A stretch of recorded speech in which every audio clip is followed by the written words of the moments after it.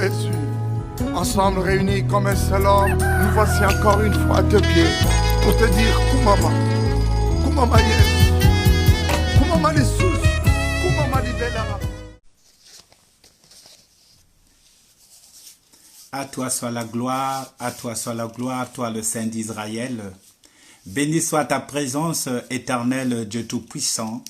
Merci Père éternel pour ta grâce. Merci Père des esprits.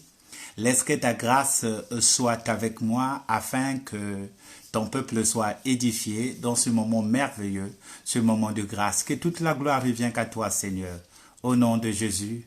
Amen. Béni soit la présence de l'Esprit Saint au milieu de nous. Ce soir, mes bien-aimés, par la grâce de Dieu, nous allons suivre ensemble cet enseignement que le Seigneur a mis dans mon cœur, qui a pour thème l'apprentissage de la marche par l'Esprit.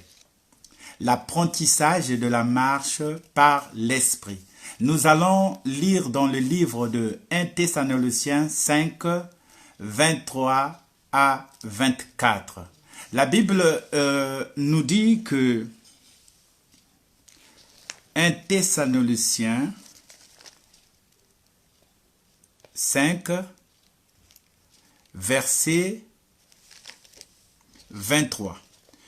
Que le Dieu de paix vous sanctifie lui-même tout entier et que votre être, l'esprit, l'âme et le corps soient conservés irréprochables lors de l'avènement de notre Seigneur Jésus-Christ. C'est lui qui vous a appelé est fidèle et c'est lui qui le fera. Alléluia. Cher Saint-Esprit, conduis ce moment, que toute la gloire revient à notre Seigneur. Je lis dans la version française qui nous dit ceci, que le Dieu qui donne la paix fasse que vous soyez complètement à lui, qu'il garde votre être entier, l'esprit, l'âme et le corps, sans tâche pour le jour où viendra notre Seigneur Jésus-Christ. Celui qui vous a appelé accomplira cela car il est fidèle.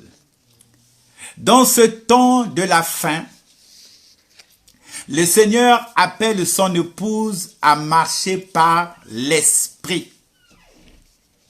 Oui, mes bien-aimés, c'est l'appel de notre Seigneur. Alors, la Bible nous dit que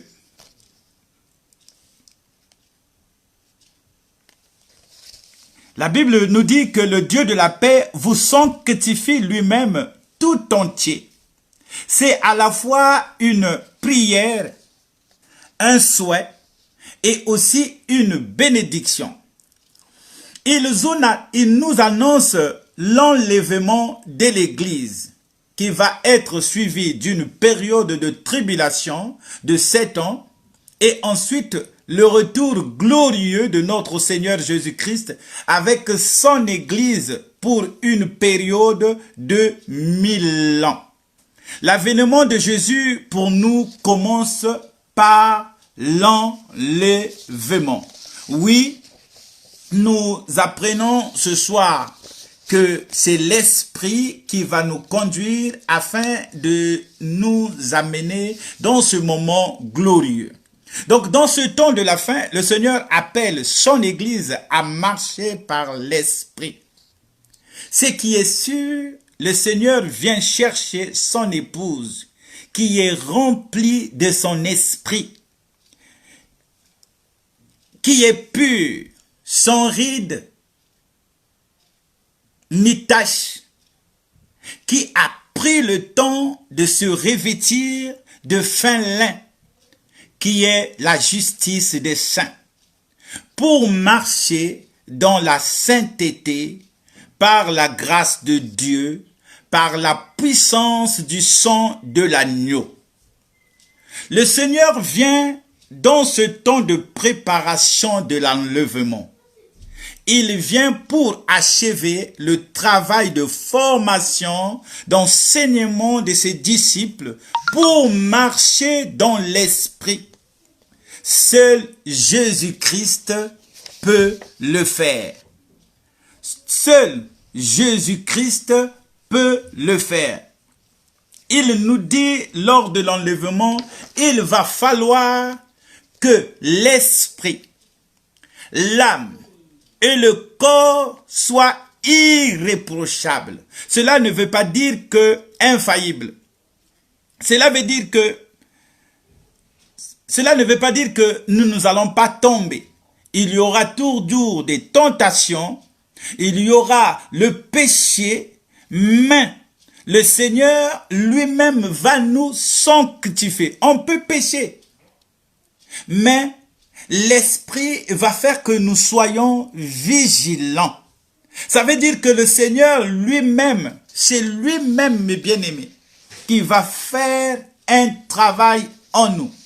Et comment le Seigneur va faire un travail en nous? La Bible dit que le Dieu de paix sanctifie lui-même. C'est lui-même qui doit nous sanctifier. Mais pour nous sanctifier, il y a des conditions à remplir. Dieu veut sauver tout le monde, bien-aimé. Dieu veut sauver toute l'Église. Mais toute l'Église ne pourra pas, parce que ça soit l'Église, que ça soit le monde, tous ne donnent pas la possibilité à Dieu de pouvoir les sauver. C'est pas la faute du Seigneur, mes bien-aimés, mais c'est de notre faute. Le jour de l'enlèvement, pour ceux qui vont rester, ce que moi j'appelle surtout les chrétiens charnels, ils vont rester. C'est pas que Dieu n'a pas compté, Dieu n'a pas pris compte de leur sanctification, mais c'est parce qu'ils ont négligé certains points que Dieu veut nous amener. Et ces personnes vont rester parce que ils n'ont pas été attentifs. Ils n'ont pas aimé Dieu faire cette sanctification en eux. Mais c'est parce que Dieu nous a présenté tous les moyens pour que la sanctification puisse atteindre son niveau dans nos vies.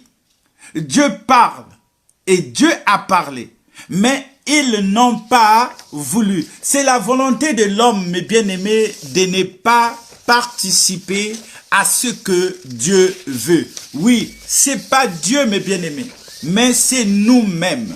C'est nous-mêmes par notre comportement, par notre façon d'être, mes bien-aimés, nous avons en quelque sorte repoussé Dieu de pouvoir accomplir cette tâche en nous.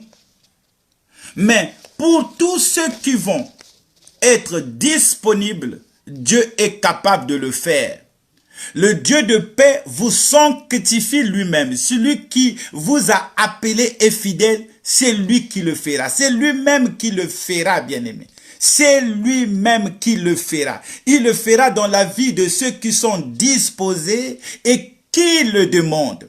C'est comme la parole de Dieu, quand elle est prêchée, mes bien-aimés, il faut qu'elle soit écoutée. Écoutée par un cœur disposé et bon. Je répète, écoutez par un cœur qui est disposé et bon. Parce que quand un cœur est disposé, il doit être en même temps bon. Je peux dire que tu peux avoir un cœur honnête et bon, tu écoutes une prédication, mais tu n'as pas la possibilité d'écouter une parole de vie. Oui, mes bien-aimés, tu peux écouter, mais écouter n'importe quoi. Il faut que tu puisses écouter la parole de vie. Qu'est-ce que j'appelle la parole de vie? C'est une parole qui a été lue et méditer. Voilà les conditions par lesquelles, mes bien-aimés, que cette parole vient. Il faut que tu la médites.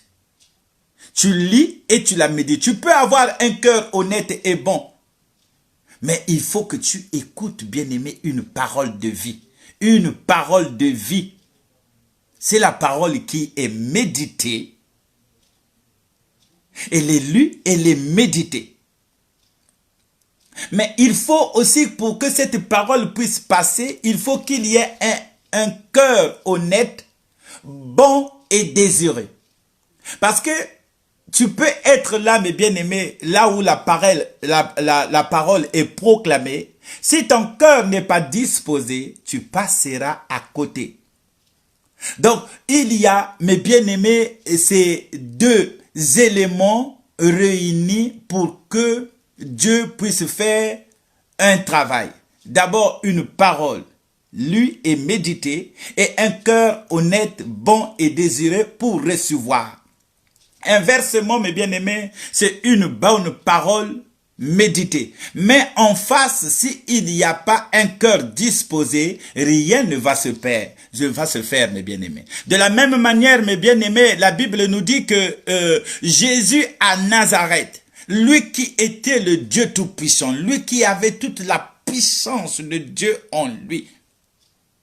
Quand il est arrivé à Nazareth, il a rencontré des cœurs incrédules, des gens qui étaient incrédules. La parole de Dieu nous dit qu'il s'est produit rien dans cette ville.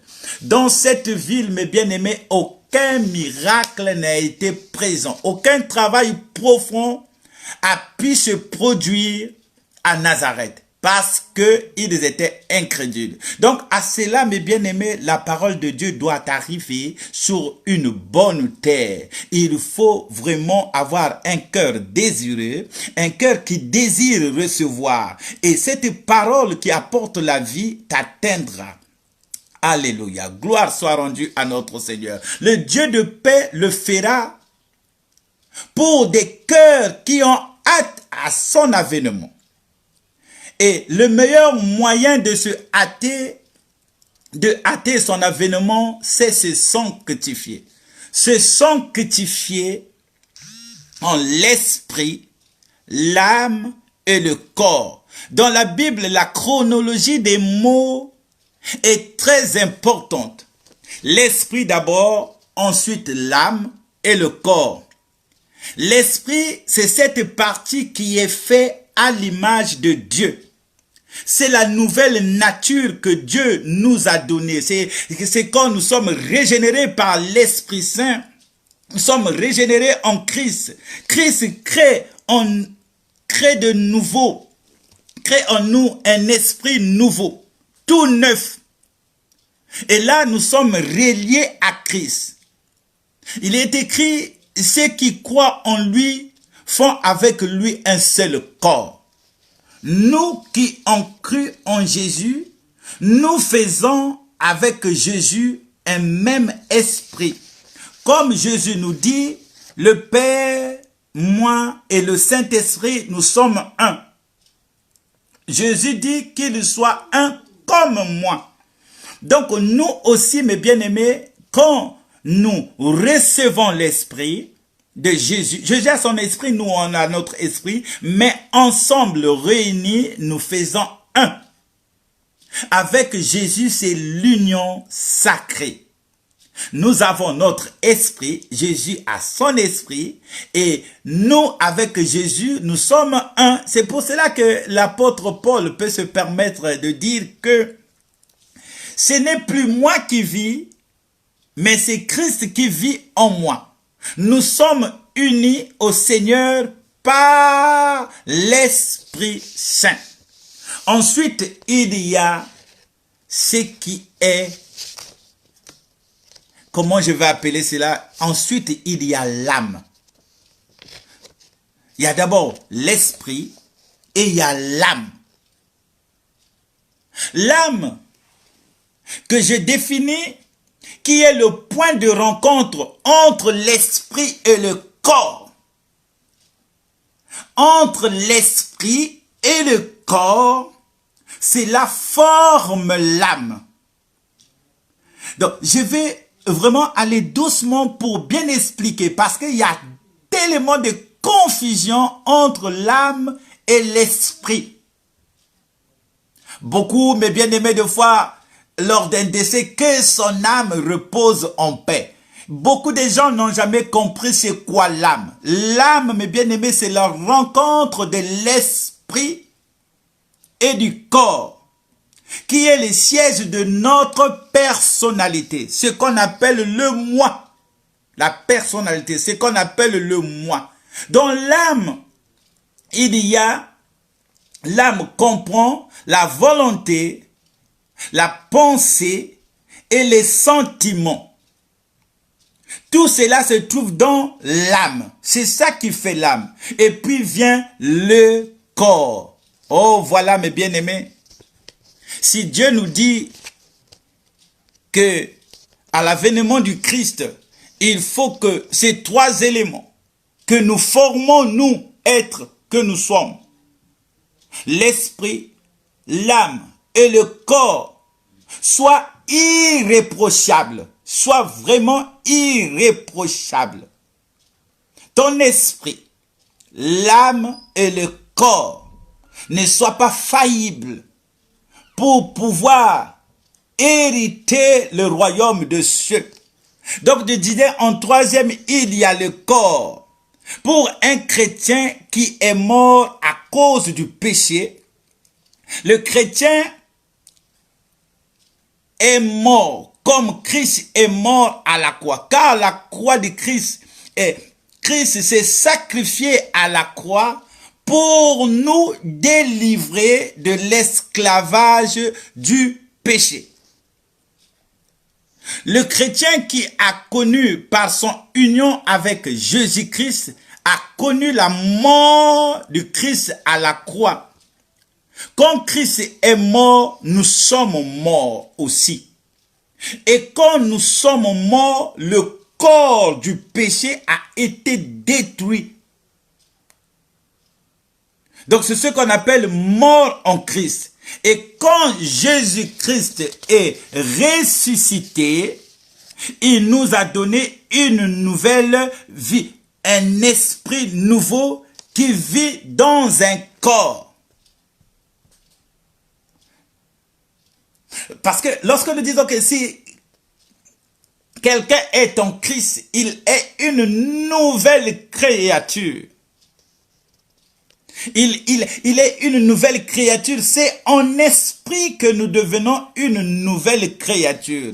Mais charnellement, nous portons ce corps que notre père et notre mère nous ont fait par la grâce de Dieu.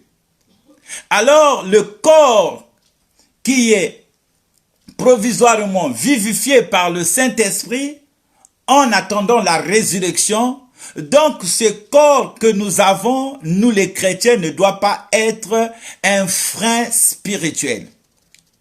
Comme il est dans la vie des chrétiens charnels, comme ceux du monde aussi. Car le péché habite dans le corps. Ce corps charnel. Comme nous dit Romains dans le chapitre 5, versets 6 à 7. Que nous dit Romains? Romains nous dit, en effet, quand nous étions encore sans force. Ça, c'est dans la version française courante. Quand nous étions encore sans force, le Christ est mort pour les méchants au moment fixé par Dieu. Quand nous étions sans force, le Christ est mort pour nous. Donc ce corps où le péché habite, a vu la grâce quand Christ est mort à la croix. C'est difficilement qu'en acceptant de mourir par un juste, quelqu'un aurait peut-être le courage de mourir pour un homme bon, mais Dieu nous a montré à quel point il nous aime. Le Christ est mort pour nous alors que nous étions encore pécheurs. Par son sacrifice, nous sommes maintenant rendus justes devant Dieu. À plus forte raison, serons-nous aussi sauvés par lui de la colère de Dieu. Nous étions des ennemis de Dieu, mais il nous a réconciliés avec lui par la mort de son Fils. À plus forte raison, maintenant que nous sommes réconciliés avec lui, serons-nous sauvés par la vie de son Fils. Pour nos frères qui sont encore dans le monde, leur être entier est sans vie, à cause du péché qui habite dans leur cœur, dans leur corps. Et c'est le péché qui habite dans leur cœur qui contrôle leur vie. Ceux du monde, mes bien-aimés, c'est le péché qui habite dans leur corps qui contrôle leur vie. Puisque la chair a des désirs contraires à l'esprit, la chair a des convoitises. La chair a des convoitises. La chair a des besoins pervers qui sont contraires à la volonté de Dieu. Ceux du monde, la loi du péché qui habite en eux contrôle leur être. Leur esprit est mort, séparé de Dieu, coupé de Dieu. Plus de contact conscient. Ils ne sont pas conscients, mes bien-aimés, de la vie de Dieu. Ceux qui sont dans le monde. Ceux qui sont dans le monde, ils se sont séparés de Dieu. Ils n'arrivent pas à faire la différence entre l'âme et l'esprit. Beaucoup, mes bien-aimés. Faire cette différence entre l'âme et l'esprit. Pour eux, l'âme, c'est à l'intérieur du corps. Mais la Bible nous dit que Dieu nous sanctifie. Il nous montre, nous, qui ne connaissons la différence entre l'âme et l'esprit. L'âme doit être sanctifiée pour que tout ce qui est charnel disparaisse. Par la foi, nous devons renouveler nos pensées au service de Christ. Car nous sommes arrivés à cette maturité de comprendre. Christ nous a donné cette maturité de pouvoir comprendre et faire la différence entre la pensée de la chair et la pensée du Christ. C'est une grâce, mes bien-aimés. C'est pour cela que cette œuvre-là, c'est Dieu lui-même qui doit le faire. Comme nous étions égarés autrefois, mais son amour a permis qu'il envoie son Fils unique, afin que quiconque croise en lui, c'est son amour qui est permis, c'est Dieu. La Bible nous dit que personne ne vient à Jésus si ce n'est pas le Père qui l'attire. Que vos pensées soient captives à l'obéissance du Christ. Dès que tu as une mauvaise pensée qui arrive, une pensée d'égoïsme, une pensée de crainte, une pensée de doute, une pensée de jalousie, une pensée de convoitiste, une pensée de rébellion, le chrétien spirituel sait reconnaître cela. Parce que Dieu lui a donné cette intelligence et cette force. Automatiquement, quand ce genre de pensées viennent, tu dis immédiatement stop et ça s'arrête. Tu renouvelles tes pensées, mais tu les renouvelles en Christ dans la prière. C'est un combat rude, mes bien-aimés. Mais l'esprit qui est en nous nous donne toutefois cette victoire. La Bible nous dit, mes bien-aimés, que c'est le Seigneur qui le fera. Il produit en nous le vouloir et le faire. C'est lui, mes bien-aimés, qui produit en nous le vouloir et le faire. C'est lui qui le fera. Mais comment il va le faire? Dieu va nous rendre conscients des pensées charnelles et des pensées spirituelles. C'est pour cela que nous arrivons à faire cette différence. Nous qui avons l'Esprit de Dieu, dès qu'une mauvaise pensée vient, Dieu te dit que c'est mauvais. Nous avons la capacité de pouvoir distinguer le bien et le mal. Par la puissance de la révélation de la croix, par le Saint-Esprit, nous prenons cette victoire. Et cette victoire demeure en nous, nous donne cette force de pouvoir nous sanctifier.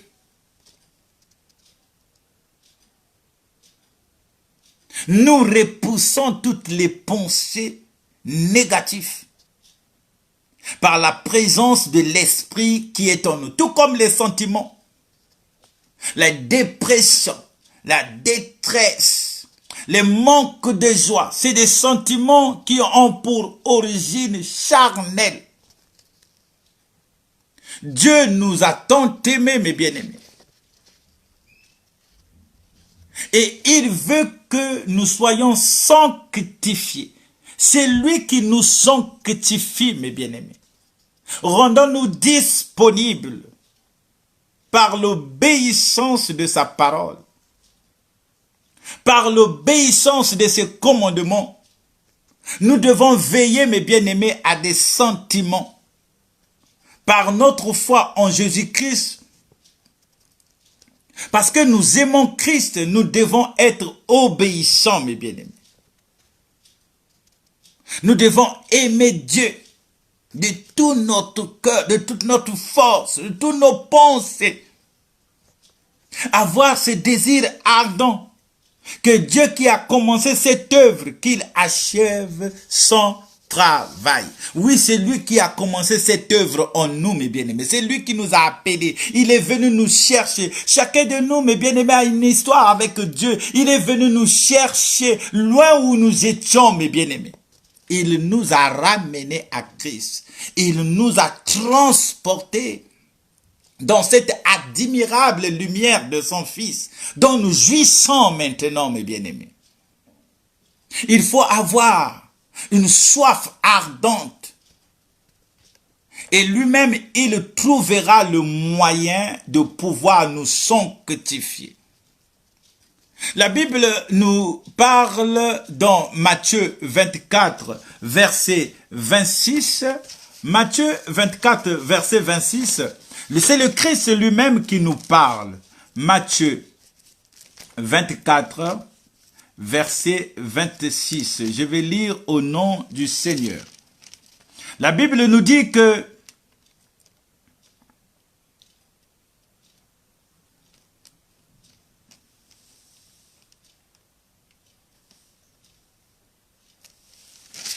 Matthieu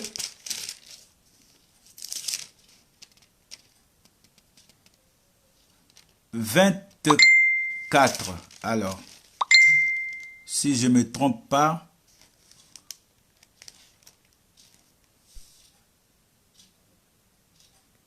non, c'est Matthieu.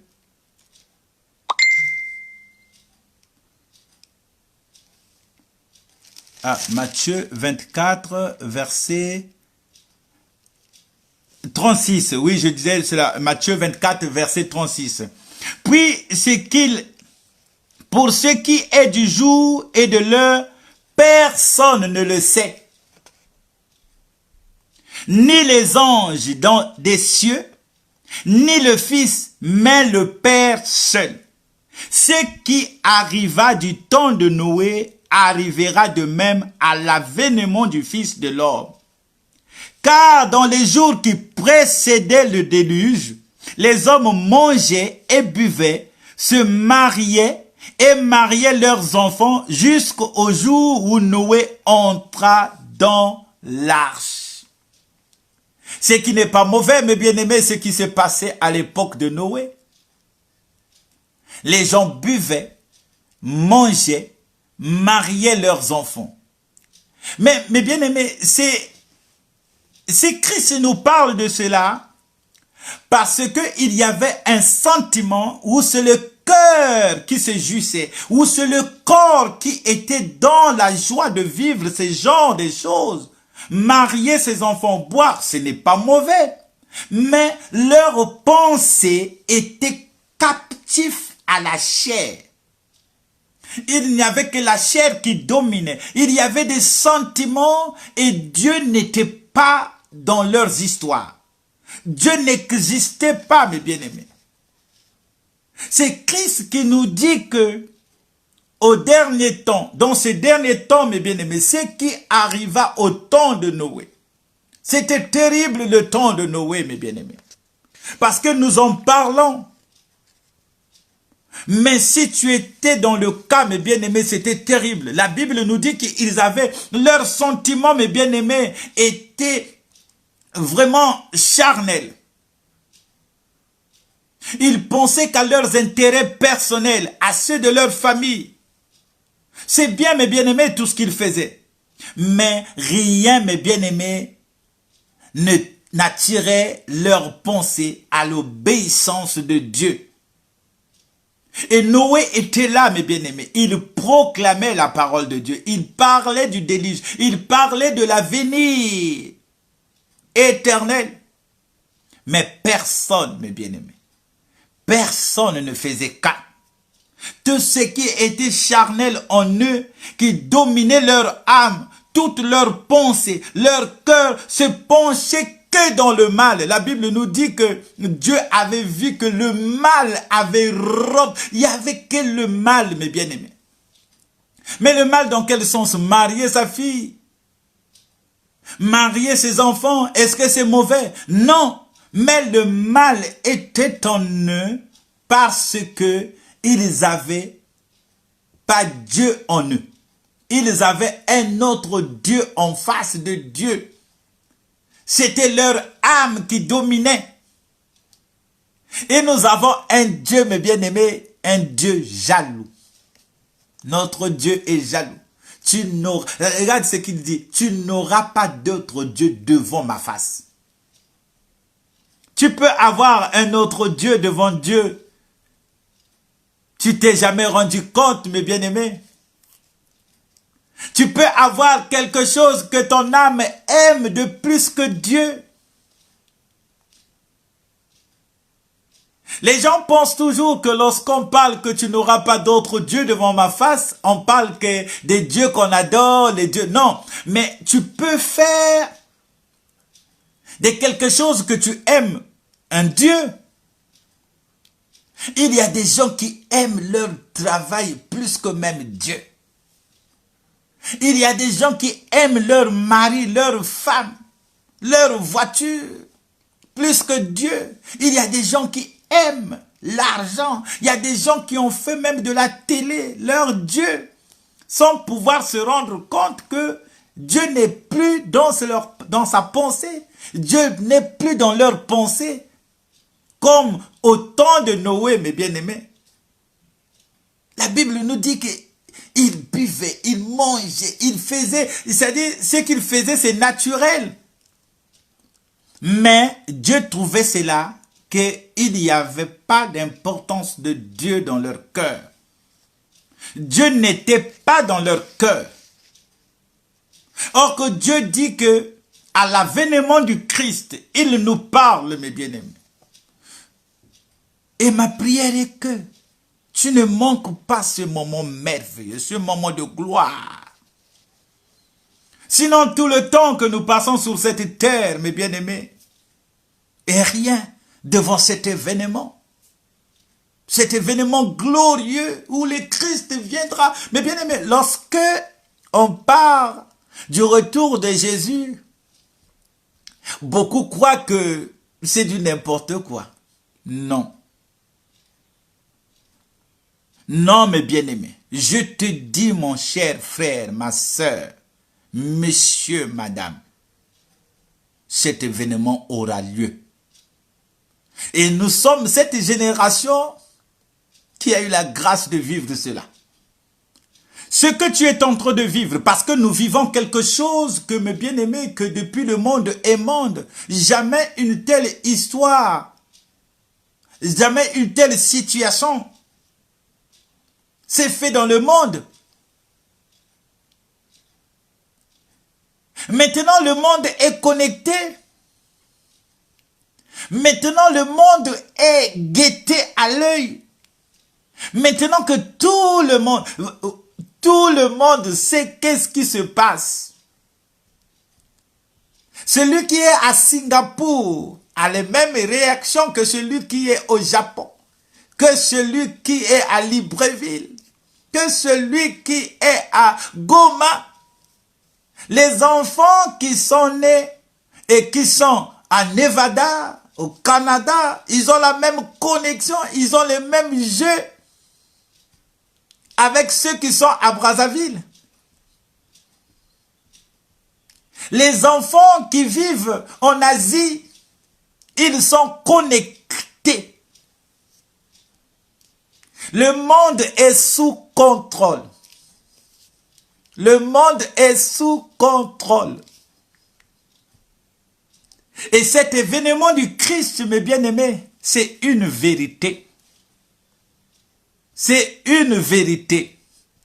Lorsque nous sommes tentés de proclamer cette parole de vérité, beaucoup ne croient pas.